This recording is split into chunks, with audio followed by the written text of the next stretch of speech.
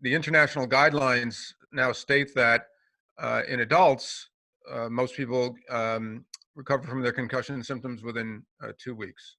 In children and adolescents, that can be up to 4 weeks normally. So you have to expect that in someone who's 13 or 15 or 10 or 11, their concussion symptoms normally may take up to a month to recover from. But the key is that they should be getting better each week, if not each day.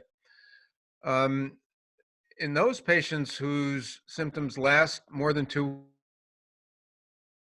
weeks, say or more than 4 weeks in a middle school or high school athlete, we refer to that as persistent post-concussive symptoms. And that means that that athlete should see a doctor who has some experience with treating concussions, because there are various reasons why the symptoms may be persistent.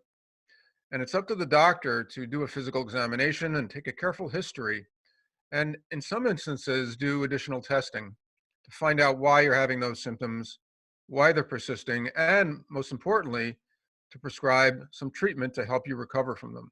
Concussion always makes something that you had before worse for a while. And sometimes that lasts longer than a month, and that requires its own form of treatment.